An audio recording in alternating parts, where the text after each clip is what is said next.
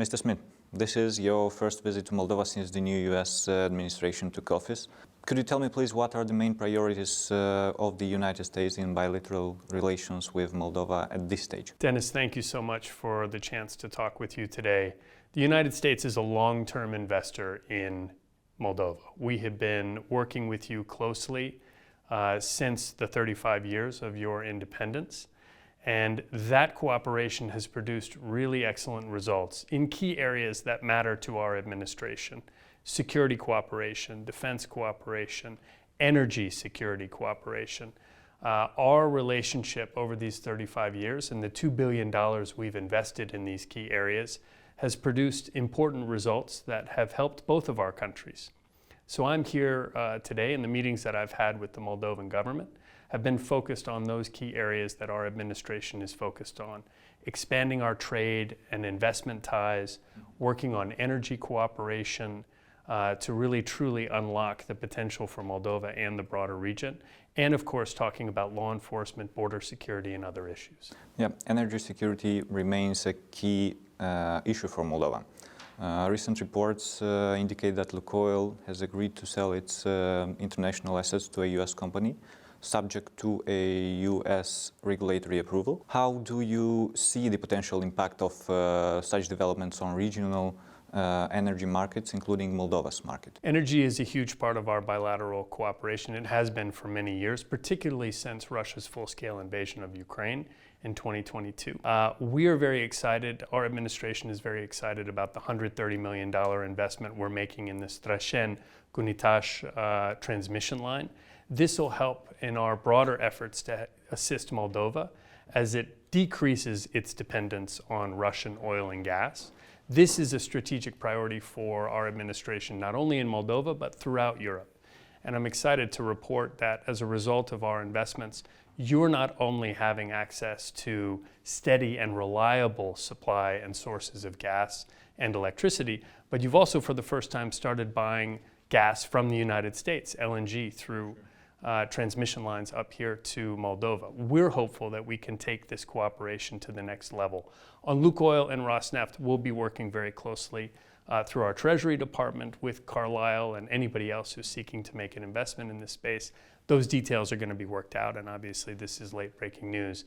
But the good news is that U.S. companies being involved in Moldova or anywhere else in the region means that you're going to have more reliable and secure sources for energy, which is critical to your economic development. Yeah. The U.S. has also provided valuable assistance to Moldova in security, in defense, and law enforcement. And how does this cooperation evolve in the current regional context, and what principles guide U.S. engagement with a country like Moldova? We've worked closely with Moldova on law enforcement in two principal areas. First, we provided assistance to help you as you have reformed your criminal justice sector. We've been able to provide expertise and guidance as that process has taken shape. It's really delivered justice for the Moldovan people, which I think is important. It's also enabled closer cooperation on an operational level, which makes both our countries safe.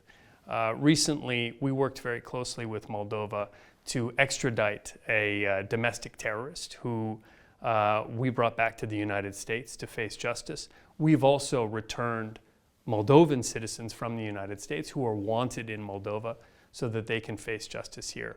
On border security, we're very focused, just as Moldova is focused, on protecting the territorial integrity and sovereignty of your country. Our security cooperation in this space has helped keep Moldovans safe as well as Americans. Recently, the United States announced a pause in certain immigrant visa processes. How should Moldovan citizens interpret this decision, and is it a temporary measure or part of a broader policy review? This is a global policy pause in order for us to review how immigrant visas, and I want to stress this is for immigrant visas, not student visas or travel and tourist visas, how these visas are processed so that we can review this on a global level. It isn't about Moldova specifically. This is something that we're doing with almost 100 countries around the world. We are staying very closely lashed up with your Ministry of Foreign Affairs as we conduct this review, and we'll be in touch with them as that process moves forward.